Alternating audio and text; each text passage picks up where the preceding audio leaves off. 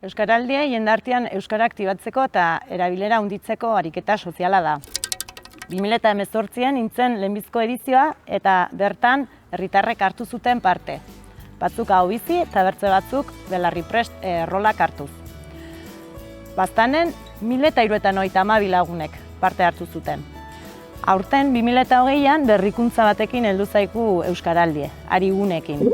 Ariguneak euskaraz lasai solasteko guneak dire, eta bertan entitatek modu kolektiboan hartuko dute parte. Bezeroek jakinen dute saltoki horietan edo gune horietan euskaraz lasai aski inalko dutela. Lantegietan, erakunde publikoetan, saltokietan, kirol eta kultur elkarteetan, eta bertze. Bai, gonbitea jaso gendun Euskaraldiatik arigune papera betetzeko, aurtengo Euskaraldi honetan, eta egia esateko nik ez nuen inongo zalantzarik egin, izena emateko.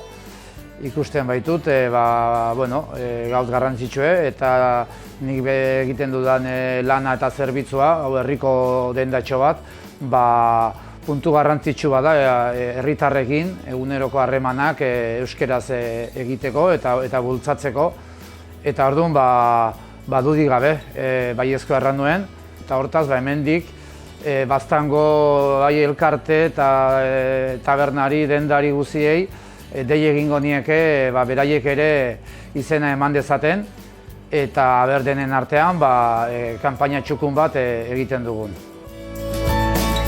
Gonbidapena iritsi zitzaigun eta guk berehala ikusi ginuen proiektu honetan parte hartu nahi genuela. Egia da, bertako langileak denak euskaldunak garela eta gure artean beti euskaraz mintzatzen garela. Baina era berean garrantzitsu ikusi ginuen kirol instalazioa euskaragune izatea, jende haunitz pasatzen baita hemendik, eta azkenik animatu nahiko nituzke Baztango bertze entitate eta klubak, batez ere kirol entitateak eta kirol klubak proiektu honetan parte hartzera. Arkupe Goxotegiak ere Euskaraldian parte hartuko du. Gure kasuan kanpo arigune izango gara, hau da, Iruritako eta Elizondoko dendetan euskaraz egiteko espazioa eskainiko dugu. Iduritzen zaigulako garrantzitsue, euskaraz iteaz. Elizondon adibidez, bi dendarik ez dute euskaraz iten, baina belarri prest izateko prest daude. Eta honitzetan inguruko jendeak inertziengatik edo betiko ohiturengatik erderaz iten die, bertzek ere erderaz erantzuten dietelako ez. Baina prest daude euskaraz iteko eta orduan iruditzen zaigu garrantzitsua lehenengo hitzoi euskaraz itea, bertzek ulertuko dutelako eta orduan arkupen euskara bultzatzea eta euskara espazio bat izatea.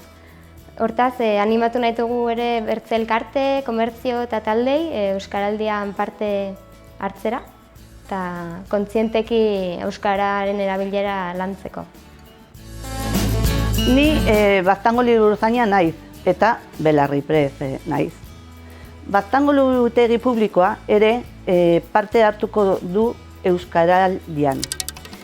Zuk ere animatu zaituzte, arigune izateko. Oroitu, izena emateko epea irailaren 27an akituko dela.